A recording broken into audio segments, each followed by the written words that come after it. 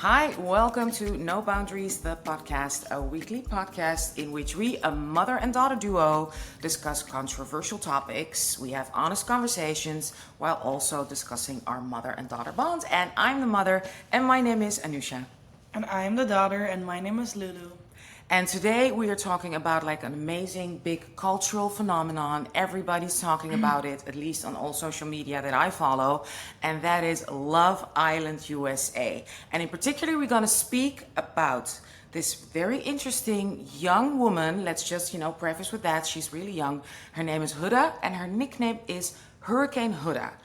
We'll talk about her and something else. But let's first maybe dive into what Love Island is. And I learned about it through my daughter Lulu. So Lulu, take it away. Wait, did you actually learn about it through me? I don't remember. Yes. Oh yeah, I did show you the UK one first. Yeah, so Love Island is a dating reality TV show. It originally started in the UK, but I think right now, there's maybe over 20 countries now that do it. There's a lot of countries. Yeah. But UK is always the biggest one.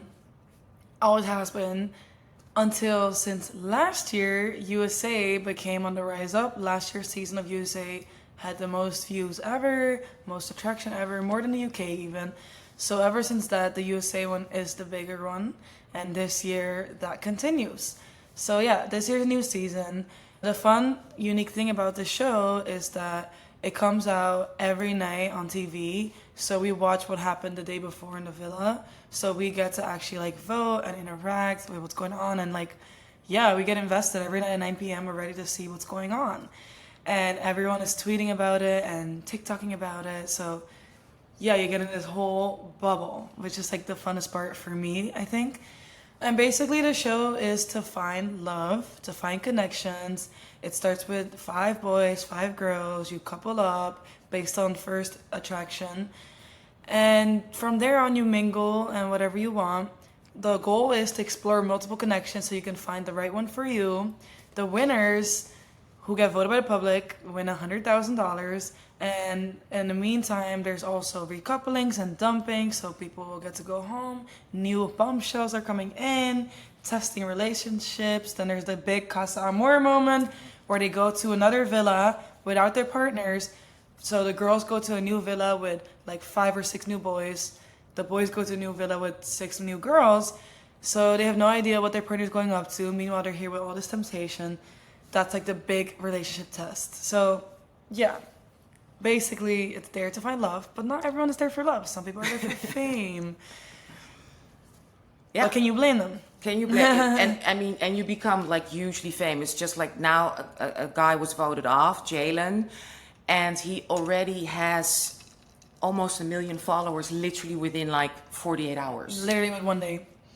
He didn't, this is the thing. He's a special character because he didn't have a TikTok account. He didn't even own one. No. He's never left the country. He's a little country boy from, I forgot what state. I think Georgia. Yeah.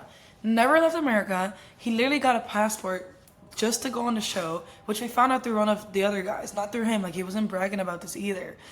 And then he got voted off 3 days later, so he got a whole passport, left the country just for 3 days. And also you're in a villa. It's not like you really got to see the country. So then when he came back, everyone was like, oh my God, poor Jalen, you didn't deserve to go. So then he made a TikTok account just to say thank you to everyone for the love and support. And that TikTok literally blew up 3 or 4 million likes by now. He almost has 1 million followers. His life has changed forever. And already I saw on the TikTok that, for instance, airlines and travel Delta, agencies, Hilton hotels are already offering him, hey, country boy, let's show you the world. So he's already getting incredible opportunities, brand deals, everything. And he was a truck driver, literally a truck driver. And only 3 days in a villa.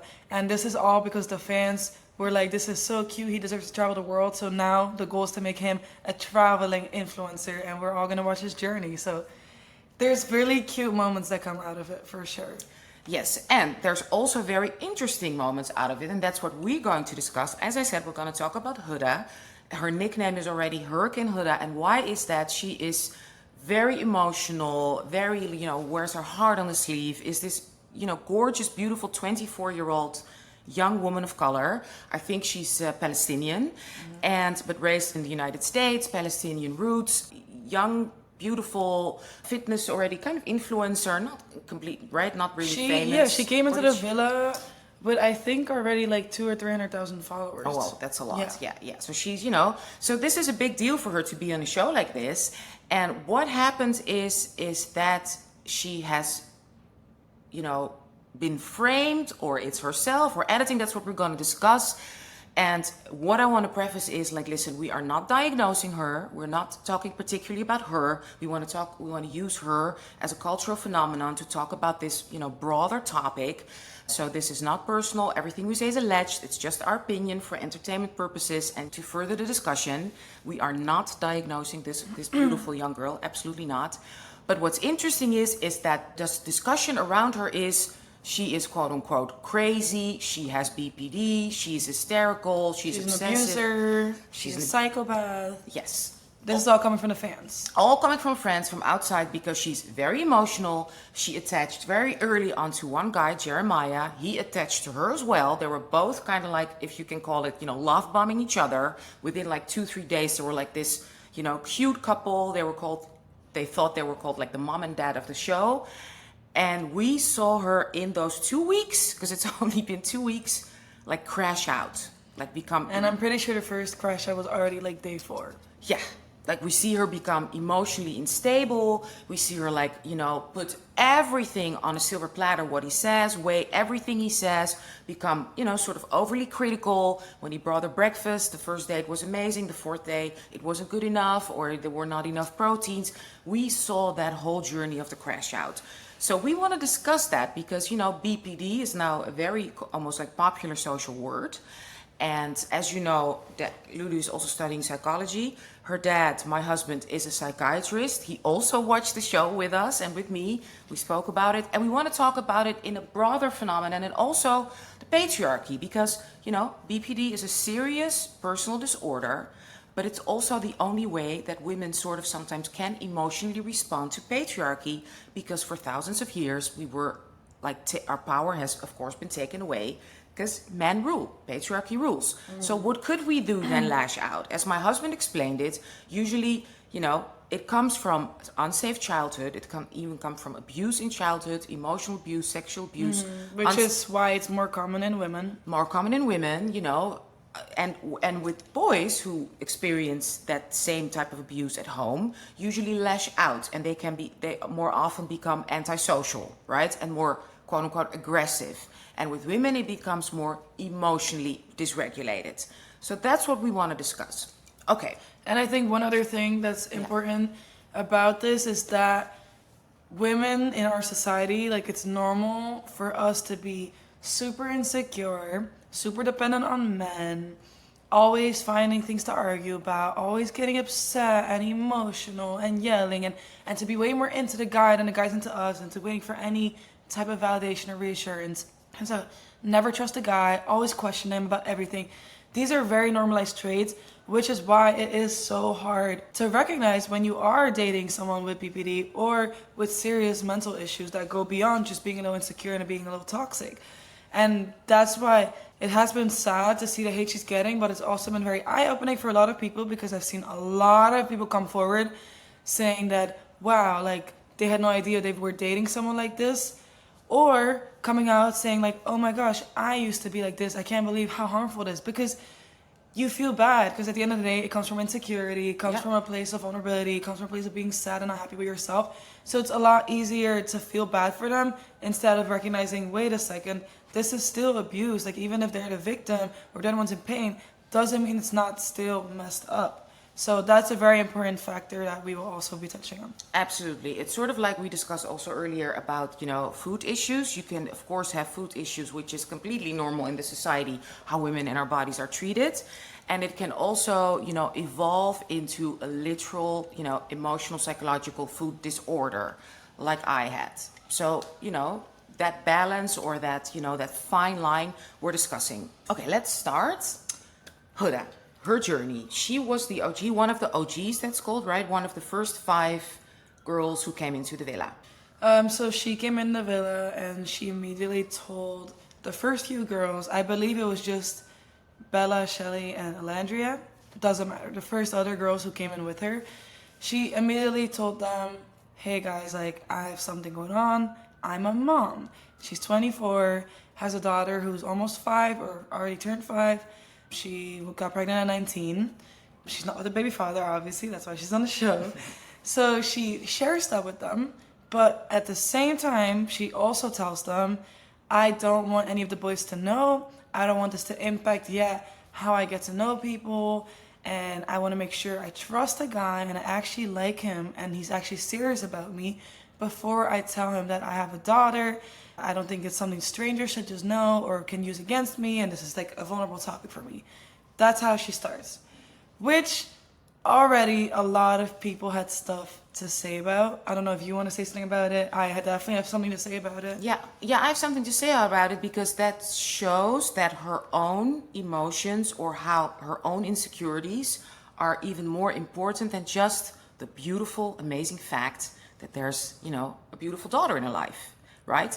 I can imagine that if you're emotionally secure, hey, that's just, you're proud of it. That's part of who you are. Mm-hmm. That's not something you would even consciously or subconsciously want to hide about yourself.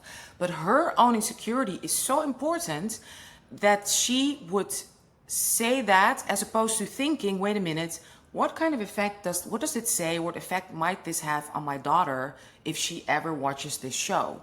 Even if she's 14 or even if she's 20, right? No, my pain, my worry, my stress is more important. And there's like a beautiful quote I want to use right away from psychiatrist of color, Dr. Romani Durvasula. We'll put, of course, all the links in our show notes. And please subscribe to our Substack where we, have our show notes come out in our newsletter where we discuss all the topics. This is not manipulative. This is dysregulated attachment. It's all fear, not strategy. So she's not being strategically like nasty, like I'm not showing, my child because I want a man to like me. No, it's all out of fear and insecurity. Mm-hmm. But it comes across strategically. Again, you might understand where it comes from, but at the same time it comes across differently. So then it's like, what part do you go for? Yeah. So yeah, I agree with what you said. Definitely, like, that's messed up for your kid. And I have 2 things to say. One of them is that, first of all, if you know that you don't want people to notice about you and it's a vulnerable thing, I don't think she should have told the girls and told them not to tell the boys, because then you're already putting a weight on them and you already have this big thing with these people that you just met. So that's already a weird way to introduce yourself to these girls that are supposed to be like your friends and that are also going to form close connections with their guys who they want to be able to speak to about whatever they want to speak to. And my second thing is that I get that you don't always want to have to share every personal detail about your life. That's totally valid. And in the real world, this is super realistic. Like, if you go on a random date from Hinge with a guy, yeah, of course you're not going to tell him you have a kid. Like, why would you do that? You might never see him again. You might not like him. You might hate him. But Love Island is very different because you're going to be living with these people. You're going to be with them every single day. You're finding love. You're not going on random dates. Everyone's involved in everyone's business. So this is just not the type of show where you can do that. And it comes across manipulative that you get to know someone, wait for them to like you, and then drop this bomb where they kind of feel like, oh my gosh, I can't really say I don't like that because then I'm going to look bad. And then I only don't like her because of this. And also, people come on the show openly expressing their type, what they're looking for, what they want. That's the whole purpose. And someone has all the right to be a 22 or 24-year-old guy and say, hey, you know what? I don't want to risk getting feelings for a woman that has a kid, knowing I'm not ready to be a stepfather, knowing I'm not ready to do that. That's totally valid. And he would have all the right not to pursue it instead of getting stuck in this point where you're like, oh my gosh, I'm not ready for this child, but I also like her, Yeah. It's a lot, and there's cameras everywhere. They follow you 24/7, and you already sleep with the person you couple up with in one bed. Mm-hmm. So that intimacy is just so extreme that it's very difficult then, that 3 girls hold secrets of their own, like you said, even though you have intimacy or talking or maybe even physical intimacy, but at least, emotional intimacy or like nonstop. And plus, the only thing you can do with each other is talk. Literally. Because you don't have your phone. I don't think they get books or No, magazines no or books, nothing, no magazine, right? no phone. You don't know what time it is. Yeah. So even that. So the only thing you do is communicate with each other, and then such a big thing, you are not allowed to talk about Things because you always promised. come out. Yeah. Yeah, and you promised a girl because you said friends. It's even before they're friends. She said that like at their first exactly. meeting. So they don't even. She doesn't. They don't even know her. Yeah. Exactly. And Okay. they already have this. And my thing also, I mean, that might be ignorant to say, but it's like, if you want someone to like you, you want someone to like you for you, which means your kid is part of you. You come as a Yeah. package. So why would you even want to get to know someone who might not be accepting of you having a child? Like, isn't it better if you have it out of the way, and then you know that the people you do attract are people that are there for you and your child, and not people who might be just there for you. But that is the insecurity that Yeah. comes with, I'm not want to say disorder, but with like, let's say adjacent BPD behavior. It comes with an intense fear of abandonment, very unstable relationship, impulsivity, even, trigger warning, suicidal behavior, and it's affective instability. That means very intense emotions that shift quickly and are very hard to control emotionally, chronic feeling of emptiness, inappropriate anger, and stress-related even paranoia. So that is what all comes with it. And we see that develop even like really right within, like you said, in 4 days. So let's talk about how she and Jeremiah meet and how they Yeah. connect so intensely within Yeah. 24 hours, Lulu. Okay, so one thing that's important, that when she came in, she came across extremely down to earth, super charismatic, and emotionally very mature. Yeah. Everyone loved her. Like, initially, everyone was obsessed with Huda. That's why a lot of people, the first red flag of the child and the secret, a lot of people let that slide because they thought she was so cool and chill and laid back, right? That's one thing. She came across very charismatic. Yeah. And she's stunning. Stunning. Gorgeous. And then they had to be a couple, and this year what they did, they let the girls one by one go up to 2 guys and make out with them, kiss them, whatever they want. And then after that, based on the kiss, they can pick who they want to couple up with out of one of those 2 boys. So she kissed Jeremiah right away and Ace. So those were the 2 guys that she kissed. Then she chose to pick Jeremiah to couple up with.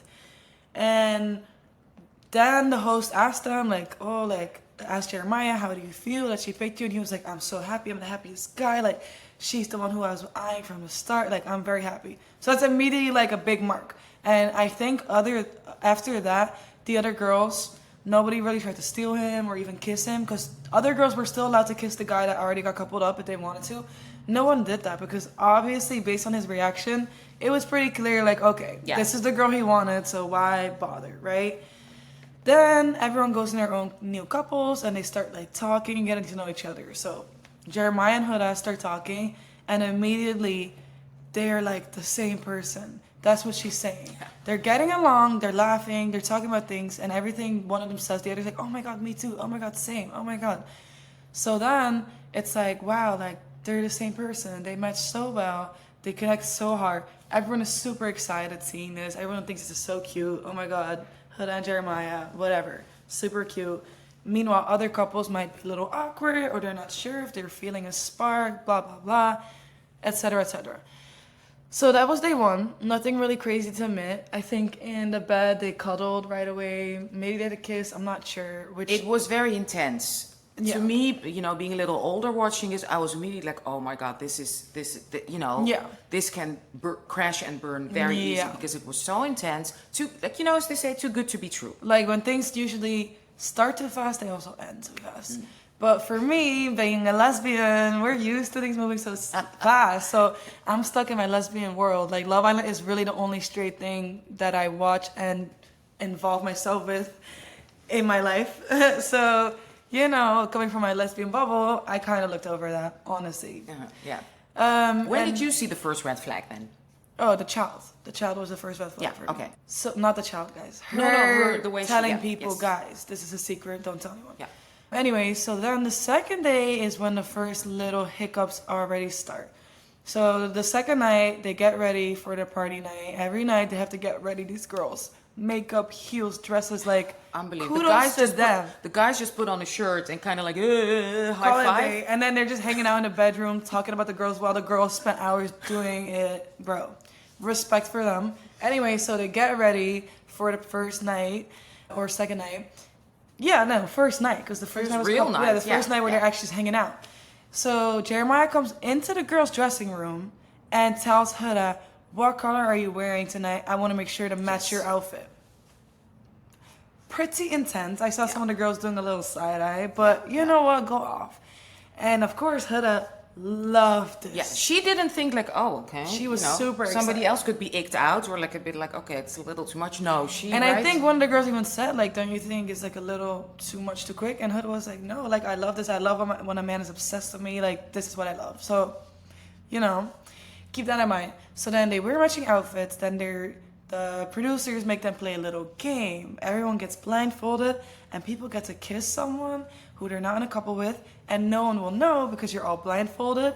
And then after that, you have the choice to decide, are you going to kiss someone or not? So both Huda and Jeremiah, they don't kiss anyone. And I think, yeah, they're one of the few people who don't kiss anyone. And Huda does get kissed by another guy, by Ace. And obviously, Jeremiah and Huda sit next to each other, so Jeremiah could hear that she was getting kissed. The blindfolds go off. Jeremiah immediately turns to Huda and is like, "Did you kiss anyone? Did you kiss anyone?" And she was like, no, I didn't. Like, I got kissed, but I didn't kiss anyone. He was like, are you like, sure? You swear? And she was like, no, I swear, I didn't kiss anyone. So that was already Jeremiah being immediately super intense and very much giving, like, okay, you don't want her to kiss anybody else. This is day 2. The whole point is to explore connections, and he's pressing her like that. No, it's been 24 hours by that time. Not even day 2. 24 Which hours. is like, okay, weird, possessive. But she likes it. Again, she likes this. So then that happens. Then later on, the guys are trying to speculate who kissed who. And they come to the conclusion that it could only be 2 girls that kissed one of them, which had to be either Alandria or Huda. And then Jeremiah gets super panicky. He's like, but she told me she didn't kiss anyone. She wouldn't lie to me, would she? Then he has, again, a whole insecure chat with her. And she reassures him all the way. And that. Then the 3rd day, there's a first, I think, recoupling. Because there's a new bombshell, Sierra. And the guys can stand up if they want to leave their couple in order to recouple with Sierra. So then the host asked them, everyone stand up if you want to recouple with this girl. All the boys stand up. Every single one of them stands up. Because of course, this girl is gorgeous and they hot, just met each other. Only day 3, you know. So all the guys stand up, saying they're open to couple up with her, except Jeremiah. He's the only one who doesn't stand up. And that's when the first big red flag came from Huda, where people started to lose hope or lose interest in her. She said, like, when all the guys stood up, except for her man, she hugs and kisses her man and tells all the girls, y'all need a real man like me. These are little boys. And this is a dating show. Where you're supposed to explore connections. And it's day 3. And Alandria, one of the other girls, immediately tells her and is like, okay, you don't have to do that. Like, nobody actually cares. And then Huda's like, what? Yeah. And you see the switch. Like, Alandria called her out saying, like, that wasn't... All Alandria said was that comment was unnecessary. Like, we're fine. We don't actually like these men. And she even said it, and not that you're saying it in a mean way, but she even said it nicer and softer than you do. Because Alandria, you can tell, she's a very smart, gorgeous woman, dark-skinned black woman. She knows she's on TV. She knows what's going on. So she is... plus, she's very emotionally mature. So the way she said it, I can't even act it out because it was so, right, so neutral, so with no aggression or, you know, annoyance whatsoever.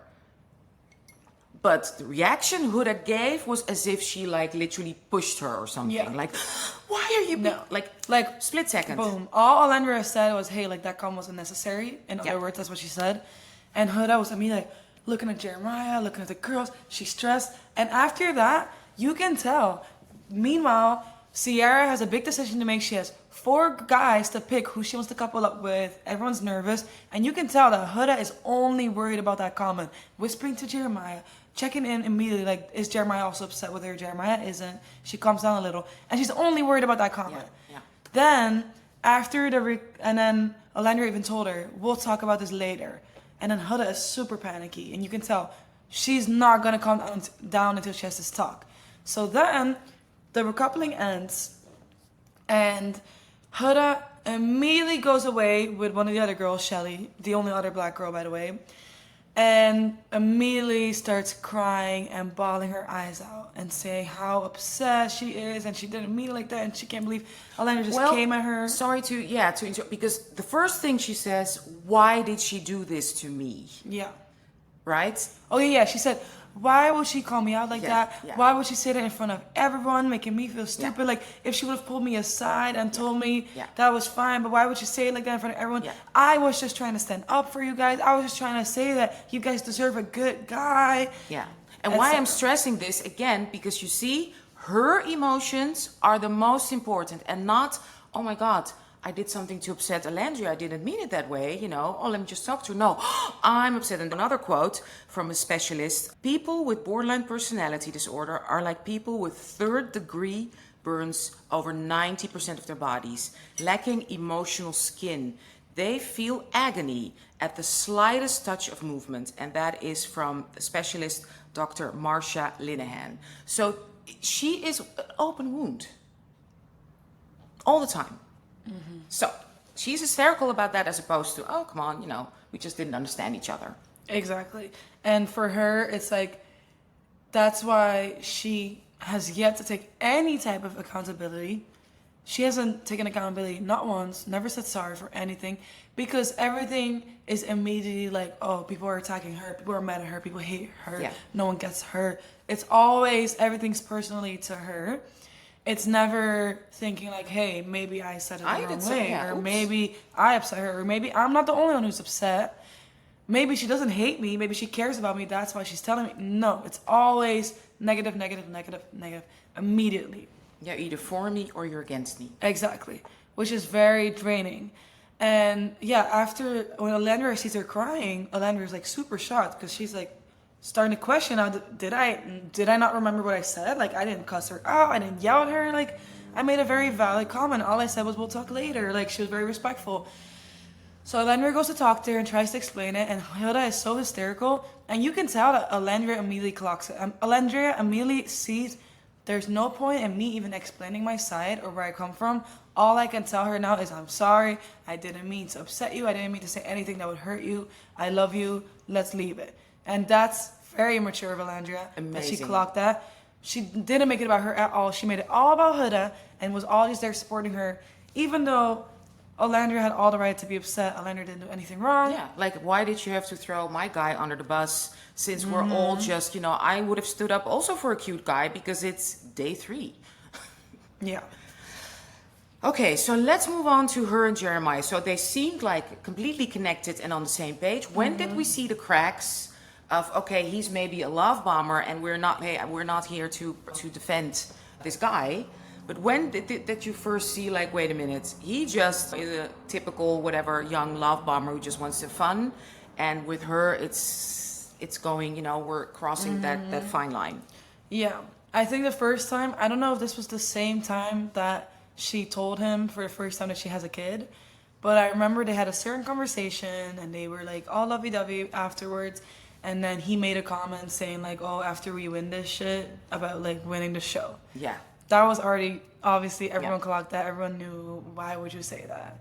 And the fact just that, for references for people, sorry, who don't watch the show a lot, OG couples, right, that couple up early on usually win the show or become finalists, especially just OGs in general.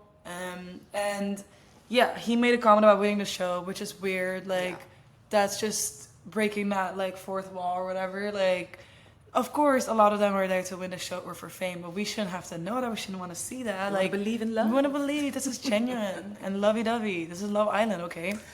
But anyway, he made a comment like that, which is crazy. On day 4, you thinking that you're gonna win the show. Like, this show is 6 weeks long. So much can happen, and you shouldn't have to even think of that. And Huda even brushed it off, saying like, oh, like, I'm not even thinking of that. I'm just happy with you. And I was like, oh, girl. And the thing is, he made this comment, which is like the biggest red flag ever, especially on Love Island. And she, to this day, not once mentioned it to anyone. She didn't tell anyone that he said that. Because again, she's in denial. She's making up her own reality. She's just so like, me and Jeremiah are a strongest couple. We're in love. We're happy. So she didn't even tell any of the girls that he made that comment, which is Very interesting. And we also have to it's a TV show, right? It's for entertainment, and the producers and the company wants us to watch this all the time. Yeah. So we have to kind of look at the edit also. What is the edit telling us about her? And what we also saw then, like really like in day 4, is that she has like these little lies or exaggerations. Yeah. So he says something to her, and then she says, "Oh my God, he wants to marry me." You know, Yeah. You know, they had a date even pretty early on in the show, which was right. Usually they don't go on dates out of the villa so soon, but production realized this is a great couple.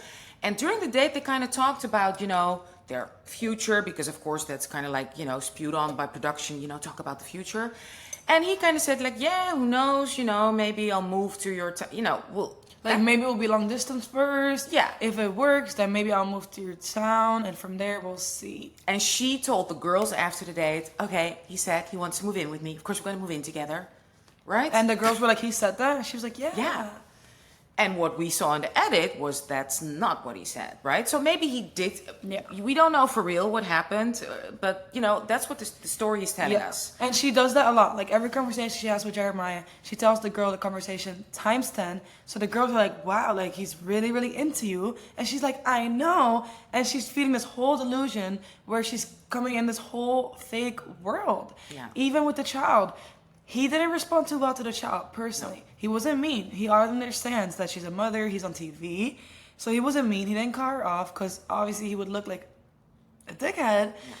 But he wasn't really positive. Like, you can tell this man was shocked. He couldn't even look at her at first. He was very shocked. And it took him a little to, like, recover. And he was immediately like, oh, and you're 24? And how old is the kid? Yeah, and how many children? How many? Just one? And the baby father? Like... He was not really excited, but then he was like, you know what, like, it's fine, like, we're still gonna try it out. Because obviously it's day 4, he has 6 more weeks in the villa, which is fine. And he's a young guy. I mean, I don't know how old he is. I think he's also 25. Yeah. I mean, baby. So anyways, he didn't respond too well, but then she told the girls, oh, he was so nice, he was so accepting, blah, blah, blah, blah. I love children. And yeah, she told me that he loves children, he can't wait to meet her. It's crazy. And then she even tells him, like, you know what, I've been thinking... I think I'll tell your best friend in the villa, Nick, that's his best friend. Oh, like, I think I'll tell him about me being a mom so that you have someone to talk to. I don't want you to be alone in this. Like, all these things to make him really, suck him in. Let's talk about the first real crash out that happened even, because that's important to note, guys, before a recoupling, right? Where you really felt like, whoa. So everything was going well, right? No, the first crash out was when the new bombshells came in, Amaya and Hannah. Yeah. And one of them picked Jeremiah. Ah, so one of them that picked was before the pancakes? Yeah. Sorry guys. There's like 6 episodes a week. One of the girls, the new bombshells, picked Jeremiah. Which is part of the show. That is just the rules. And she's a new girl. She has no loyalty. They're not closed off, as they say. Anyway, she picks Jeremiah for the challenge, and that challenge basically she has to kiss him. She makes out with him. He hardly kissed her back. He hardly even holds her because you can tell he's terrified. Meanwhile, Huda is super upset. It's like, I'm pretty sure she's crying, super annoyed, super upset.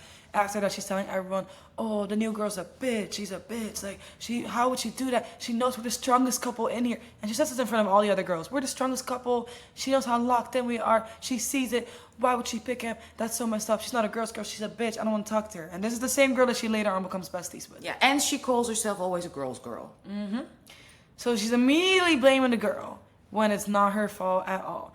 And yeah, Jeremiah shuts her down. So she questions Jeremiah a little. Huda tries to find things like, oh, you want her? And he immediately tells her, like, no, I don't want anything with her. So it's fine, whatever, end of story.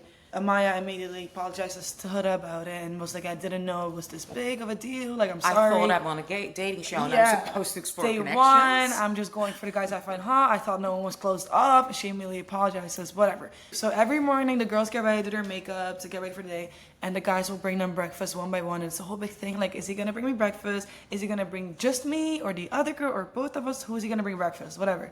So Jeremiah, for 4 days, has been bringing only Huda breakfast. Now this is day 5. He brings, of course, Huda breakfast.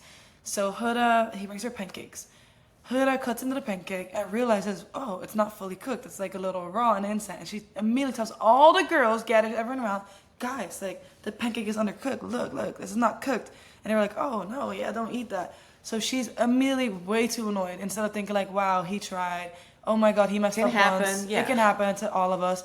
She's immediately like, oh my God, ew, like this is disgusting. So she goes downstairs and she tells him that the pancake was undercooked, so she's gonna make her own breakfast. And he says, okay, that's cool.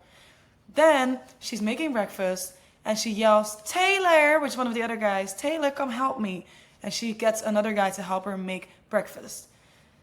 Then she goes to sit with Jeremiah with her new pancakes and tells him to eat some of the pancake.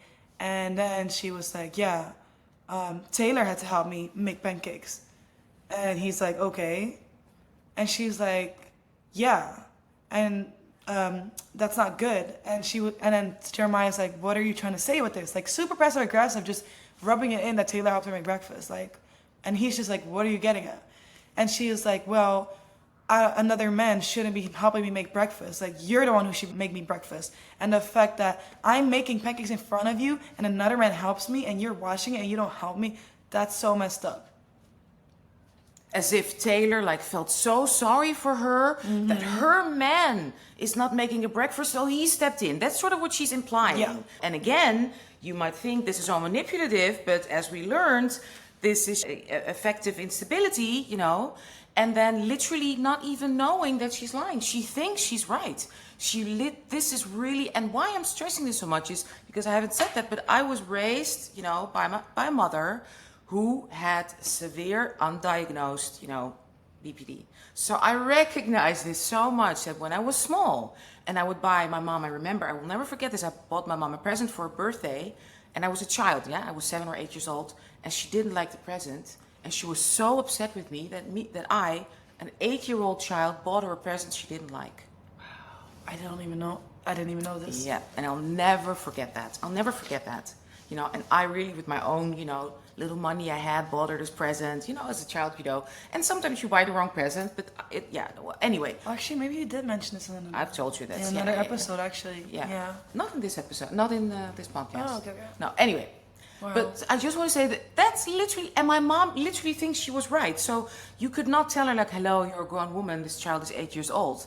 And it's the same with Huda. You cannot, even if you would tell her, Huda, he made you breakfast, right? He tried, he's just made a mistake. Yeah. That's not the point. He hurt me because again, as we said, 90% emotional burns. Yeah. She's so burnt, there is no healthy skin to filter it.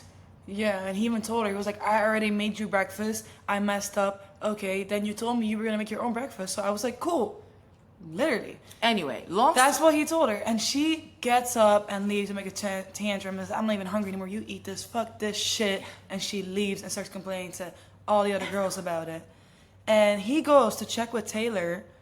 And he was like, oh, like, she told me you had to help her make breakfast. He was like, what? Like, she asked me to help her make breakfast. He was like, are you serious? She told me that you just went and helped her because you saw her making breakfast alone. And Taylor was like, no. Like, she asked me. And that's when Jeremiah's like, what the hell? Like, this girl just lied to me. Yeah.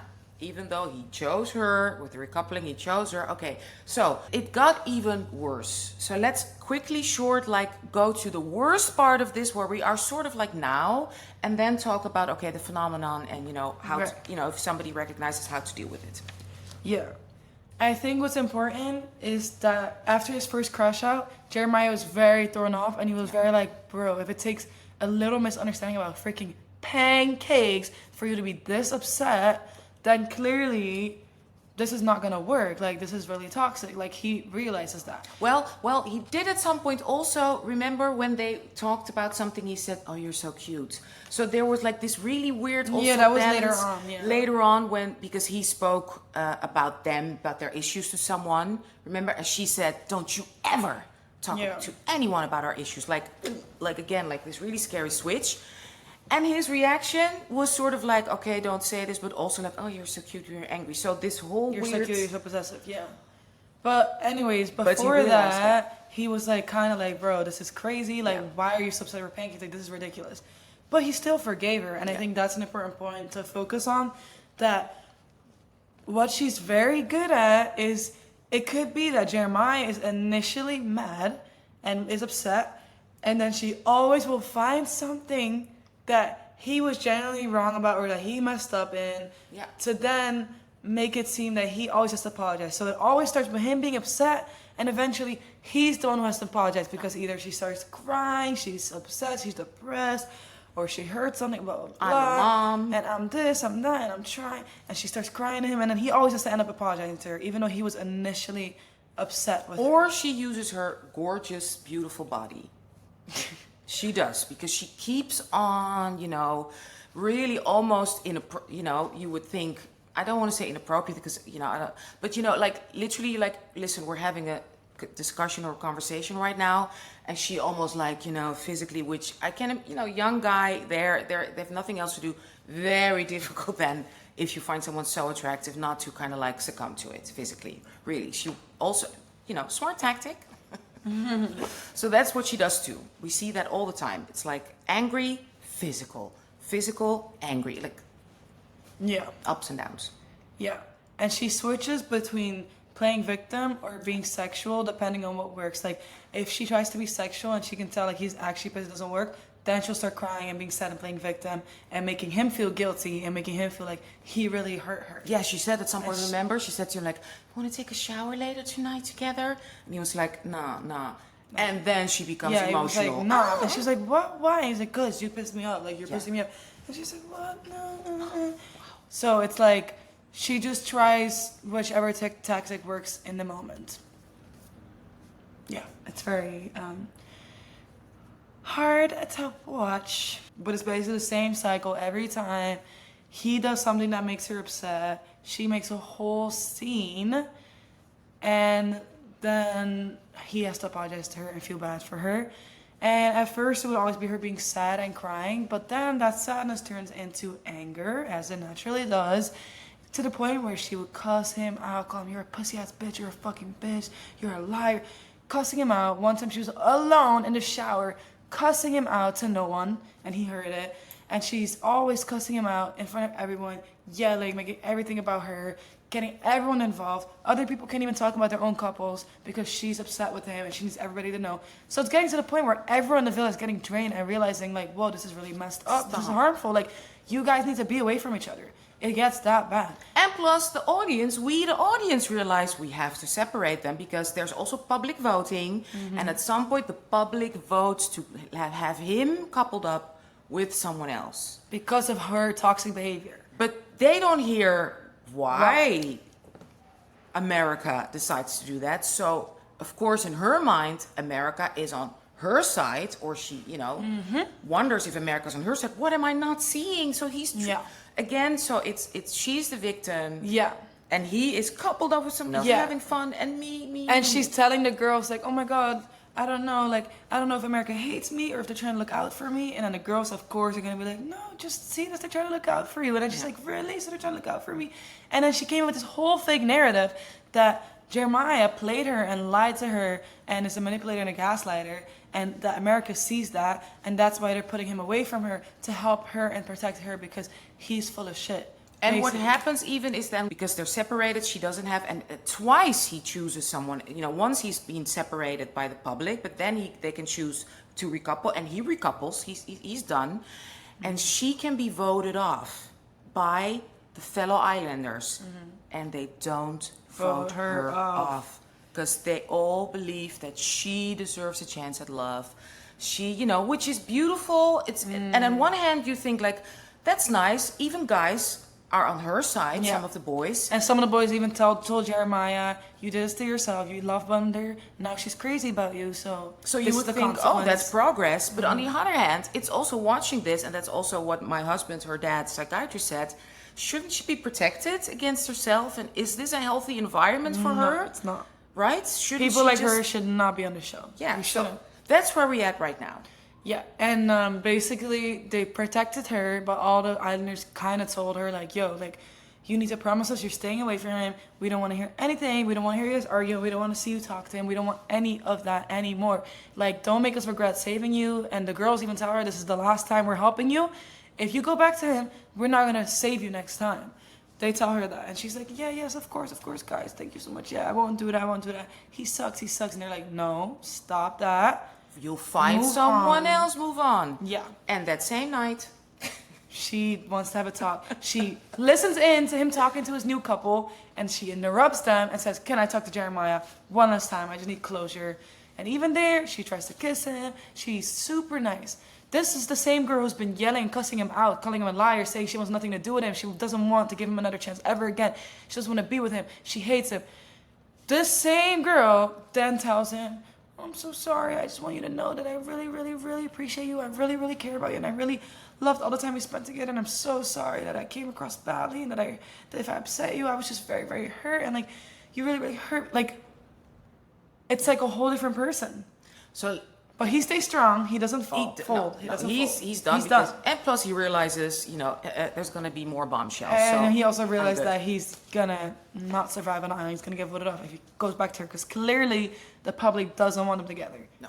So he gets it. But the analysis of this, because let's look at this, from a broader patriarchal societal perspective.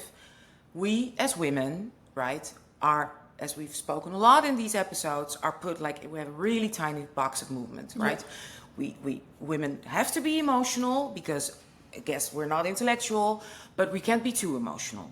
We have to be, sexual, but we can't be too sexual. We have to accept men and love bomb men, but also not too much. So it puts us in such a tiny space that, what can you do? As my husband explained, also, psychologically, it's almost impossible if you get a lot of pain in childhood and young as a girl, not to have these kind of traits. And I think every woman, almost any woman, just like with food, can recognize parts of this, right? Yeah. Let's talk about it intergenerational. My generation, we didn't even know the word BPD, that's just crazy women and you shouldn't be so crazy. Exactly. Just, hold it in and be nice and do everything you can to get that man. How is it now watching this for your generation? Yeah, I think, like I said, it's much more common amongst women than we think. And like you said, there wasn't really any terms for this. And even when there is a term for it, it's very hard to recognize when someone is insecure or when someone is borderline. Especially in women, it's very hard to recognize. And that's why, in a way, it's been very helpful for people to see this on TV, because you can see it from the outside and it's humbling to watch. Yeah. I recognize that I have certain traits similar to Huda. I'm sad to admit. But I do have some traits similar to hers. And a lot of women can relate to that. Can I ask something about that? Because as you said, you're a woman who loves women and you're in a relationship. So I would hope that two women understand this more of each other. Is that true? Yeah, they definitely understand it more of each other. But that makes it also more complicated because you both can get insecure and then it's like a whole thing. I think the reason, and it gets called out way easier. Like if I act that way, girls immediately can call it out and recognize what I'm doing. But with guys, it's different because guys just think, oh, that's just how crazy. Girls are. And that's just girls. Of course, girls are crazy. When girls act like that, they don't feed into it. They're just like, oh, whatever. They just ignore it. They just think she's being annoying. And like you see with Jeremiah, he kind of ignores it. And at some point, Huda realizes, okay, I got to switch it up. Like he's getting tired of it. So then she stops. But with girls, they really want to get into bottom. Like, what's going on? Why are you doing this? So it doesn't go on for as long as with a boy and a girl. Yeah. It can go on for years without the guy ever getting tired because he just thinks, oh, that's just how women are. So women get tired faster of this kind of behavior when they're and they call it out. They're like, relationships. okay, what are you doing? Like, you're always putting insecurities on me. What's going on? Guys are just like, oh, whatever. And I think what's really important, how to recognize this behavior, like you said, how people like Huda are, it's like either you love me or you hate me. There's no in-betweens, and it can't be both. It's always one or the other. It can't be like, oh, you're still in love with me, you're just a little upset right now. No, it's like, oh, you're upset, you hate me. That's really, and it's such a quick switch, and it's categorization. Like, I learned about it in psychology. We love to categorize things into boxes because it makes us feel safe and protective, and it makes us believe that we know how to predict the future. We don't like uncertainty. We don't like when we don't know what to expect from people or from situations. So we like to categorize things, and as soon as we recognize a little thing that we can categorize in that box, we categorize it there because it makes us feel at ease and, okay, we have it under control, we know what's going on. But with people like her, there's just way less categories. Like for us, we can have one category, and if that gets questioned a few times, then we might make a subtype. So we learned about it in class, for example, men are dangerous. A lot of women feel that way. But then if you keep coming across like a man who is into arts and they're not dangerous, then you make a subtype being like men are dangerous except men in arts, or etc. So that's how you form more brainwaves and like broaden your view. But people like her, they stick with the two categories only. Yeah. And a good example of that was that she had a conversation with Jeremiah and she told him, hey, I think, and that's why America voted you to be in a new couple, because they're trying to protect me and look out for me from your behavior. And he says, I think it's actually the other way around. I think they're trying to protect me because you have been showing toxic behaviors. And she goes, so you think America hates me? Yeah. Who said that? Who said that? And that's what I mean, that she puts everything in either good and bad categories, and that's it. There's no in-betweens. There's no any of that. There's no in-betweens. And I was raised that way, and I can tell you it's very difficult to handle. Training, yeah. I've had a lot of therapy, which, that's why I still have and I understand with my mother where it comes from, right? I'm older now, I'm old, so now it's a completely different relationship, and I understand. And still, sometimes I make mistakes. And what I want to say to people who have someone like that in their lives, diagnosed or not, I've spoken a lot about it with girlfriends who have the same kind of mom. It comes from trauma. And the good thing about these people is, who have that, you can make mistakes. So sometimes I also lash out at my mom, even still at this age, even though she's so old. But you know what? Because of the highs and lows and the emotions, she forgets it. And the next day, we can start over again. And they always forgive you. They always you see forgive with you. Huda, she says all these things. She can say the meanest things. Say, to I don't girls. ever want anything to do with you. I hate you. You suck. And they still, the next day, would be like, oh, it's fine. Like, yeah. Sorry, I was that way. You're gonna be my best friend. Like even with girls with Amaya, I literally called her the B word. I don't like the way she moves. And the next day they're best friends. So you are allowed to make mistakes. Yeah. But what is important, if you can, is healthy boundaries. And as we always say, healthy boundaries come always with understanding. So it's about understanding and empathy before judgment, which is difficult because sometimes you're just, okay, I've just been called the B words and I have to be empathetic. Yeah, that's the easiest way, to just breathe in, breathe out, be empathetic, hold off that judgment, because that can always come later. But healthy boundaries, enough is enough. You can also step away and say, like, listen, I know you're going through it right now. Like I have that now sometimes with my mom. Like, Mom, I can hear you're going through it right now. I have to hang up now. I have to go. We'll talk tomorrow. And that really works. That really works. Because then I don't get into the games of, the emotional roller coaster. I get off the ride without being angry, without saying, because you're, no, I'm just saying, hey, Mom, I gotta go. I get you. Understand. We'll talk tomorrow. Yeah. And then we buy some time and we can all breathe in and breathe out. And we're not saying you have to deal with these people. No one owes anyone. And obviously, as like mean as it sounds, it's not your fault that they're having this issue. It's not their fault they're this way. But say you have a family member or a partner and you do want to make things work and you do want that relationship to sustain, this is the best way to deal with it. And the best way is definitely to not argue back and not entertain it, because no matter what you say, like I said, they're going to pinpoint something that they just need one word that just remotely fits in that you hate me category, and they run with it and take it. You can't say anything right at that point. You can't, because they're going to relate anything to that. Yeah. They're going to find a way. They're very creative. They know how to make everything in that one box. So that's why the only thing that works in these situations is to not entertain it and to walk away and force them to sit alone with their thoughts, and then they're forced to calm down, because the one thing they don't like, that they're even more scared of than you hurting them, is you leaving them. Yeah, that's the one thing. When you leave, that's their biggest fear. Yeah. That's where it all comes from. Yeah. So once they feel like, okay, this person is actually gonna leave, they will calm down.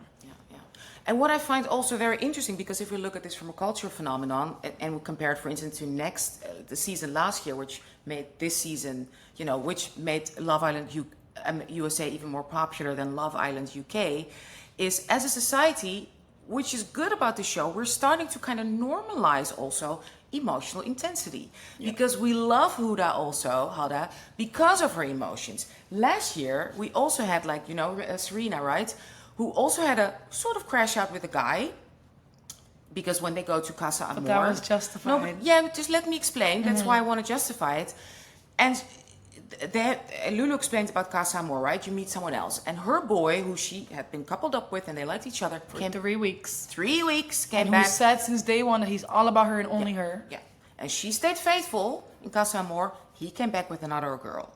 She got mad, angry at him, right? She got emotional. She also said, I don't, this and this. I don't know if she called him like that. She yelled at him in front of Cosima. everyone's friends. And she's a black woman, dark-skinned black woman, and she was not categorized as the angry black woman. She was not. The public was on her side, which I thought was amazing, that we were beginning to normalize emotional female intensity. And understanding where it came from. And understanding not like what did she do, but why did she do this? Because the boys, they tried to tell him, look at how she's speaking to you. This is not okay. Like, you need to run. Like, this is not good. You made the right decision. Like, this is really... And it was a light-skinned man, too. Kendall, yes, talking to you. He was trying to be like, oh, like, this is crazy. Like, this is too much. Like, you shouldn't have to deal with this. This is not cool how she's speaking to you. He really tried it. Yeah. But thank God the fans understood. No one came at her because, yeah, if someone plays with your emotions and, like, genuinely hurts you, you have all the right to lash out. Yeah. As we women experience, instead of having to hold it in and hide and run from, no. As we tell him. As we spoke about this often in this podcast, we experience it all the time. If a guy likes you and you don't react a certain way, it's not right. If a guy doesn't like you, there's not a lot of space for us to win. So what I love about even now with this crash out, everything that happens, because what I don't know, this episode of our podcast is coming out a couple of days after there's been more episodes on Love Island. Yeah. As far as we know now, she's still on the island. Yeah, we left at episode 15, guys, for reference. Yeah, which I am happy about because, okay, we as a society also looking at emotion and normalizing it and kind of helping her? Because the beauty is that her friends, the girls, are saying to her, hey, come on, we're giving you another chance, And that's like good. They're telling her like, yo, like we understand, like the way you spoke was not okay. We don't accept your behavior. This is really messed up. But at the same time, we know there's more to you than this. Yes. We know you're better than this. And they're basically giving her an opportunity to show the villa and us, the world, that hey, there's more to Huda than this annoying, this fighter, this angry woman, this crash. No, there's more to you. And we see potential. And she even says, she's like, I'm really grateful that even with all my behaviors that are not okay, that these girls still see more in me, potential in me. So I'm genuinely hoping, no matter all the harm she caused, I'm really hoping that we will see a growing arc from here or a turnaround, because it's not one or the other. But even if we don't see it, this moment is amazing. That we saw this understanding for her. Even the girl who Jeremiah coupled up with voted for her to stay on the island. Even though Huda was so mean to this girl. So mean to her. And even though she came in with Jalen, who was voted out, and she was crying afterwards, I didn't protect Jalen, who I came in with. But she, and I think whatever happens, even if Huda crashes out again, because we don't know, you can't just fix something. The girls did, and this was beautiful, I think, and revolutionary to see. And every single girl stood behind Huda and supported them. Every single one. And that is incredible. I think that's really important. So, again, we are a female-forward friendly podcast. So, 9 out of 10 times, 9.9 out of 10 times we're on the side of women. And it's beautiful to see that happens in a commercial dating show where it's about getting a guy and winning money, getting the right guy. So I think that's and her with Megan. Sorry, I'm so enthusiastic. The episode with her and Megan Thee Stallion, who was there in episode 15. That was it, right? Wasn't it just a joy to watch? It was great. Huda dancing and twerking. First of all, that Huda damn. I was not expecting that. I was not ready for that. Like Huda really came through, and they made her be the first one. She should have been the last one. Like I was like, whoa, like she was real good. But anyways, with that being said, it's never one or the other. Like, we do not accept Huda's behavior in any way. No. And we recognize this goes beyond toxicity. Like, this girl needs actual, help. And she has a lot to work through. And this is really messed up. And, there is some abusive tendencies in there. I know it's a heavy word, but there definitely is. And, Jeremiah is toxic. He's not perfect. I don't like him necessarily. No. But that doesn't justify the way she's been treating him. And the way she acts towards him is not okay in any shape or form. I don't care if he's toxic. Doesn't excuse her behavior ever. But with that being said, we do also understand there's more layers to it, there's more complexities. The things we see are limited. Mm-hmm. We see 1 hour and they are filmed 24 hours. Exactly. 24 hours a day. So keep that in mind, and we believe in growth, we believe in coming back, and we believe in becoming a better version of yourself. We all make mistakes, And I've had my good toxic runs in the past. me too. I mean, raised by a mom, with undiagnosed, but Yeah. my personal diagnosis and my. No, I'm not going to talk about my husband. But my personal diagnosis. Doesn't she listen to the podcast, Mom? No, she doesn't anymore. Oh, okay. No. So anyway, what I want to say is being raised that way, you are right when you feel that this is too much, and you are right in protecting yourself and your emotions. And again, stepping away, laying a good foundation of boundaries is really, really, really important. We'll post more links in our Substack. Please subscribe. How to help, how to set your boundaries. Of course, understanding, empathy, but it shouldn't go too far. You are also very important. And I want to say to you, if you recognize yourself in this behavior, we also understand. I've been there too. Just because if I hadn't had therapy, it would have been a completely different. That's what's very important. woman. Like if you do have these tendencies, you do behave this way, it's not okay, it's not acceptable, and you do need to get help. But it's not your fault. Like it's not. This goes beyond our control. This goes beyond I had these tendencies in the past, and I could recognize hey, this is not okay. This is not fair to my girlfriend that I act this way. But at the same time, it kept happening because you can't help yourself. You need actual help. You need support. You can't do it alone. Yeah. I've been in therapy. I'm on medication. I have a supportive family and a girlfriend who understands that I have these tendencies.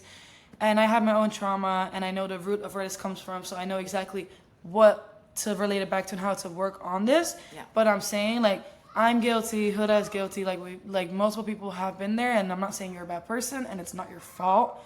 Again, your behavior is never okay, there's no excuse for it. No, but there's help. There's Exactly. help out there because Exactly. just like if you have a stomach ache, okay, you can ignore it, you can go on, but if you have it for months, you will go see a doctor, right? Yep. And it's the same with emotions. If there's a pattern that keeps on happening, you can think it's the whole world's fault. No. At some point, you have to look at yourself, and there is help available. And please, guys, I know emotional pain doesn't get taken as serious, emotional abuse and harm, mental health, but you have to understand your brain and body doesn't know the difference between emotional pain or physical pain. It sends the same nerves to your nervous system. It sends the same reactions to your brain. Pain equals pain, okay? So maybe 100%. we can see it differently, but our body and brain can't. That's why it physically feels suffocating or just as bad as coming off from an addiction or something, because pain is pain. Yeah. Okay. And the beauty about our brains is you make new, gorgeous, amazing. The brain is so amazing. You make new pathways. Make those step types, guys. So getting help and doing stuff and working on that, your brain will grow with you. Yes. It's a growing, how do you say, entity? Plasticity. Yeah. Your brain is plastic. Yes, it's so beautiful. So we got you. Check out our Substack, check out the links. Watch the show. What I also before this is show, there's also another dating show coming, which we will be discussing.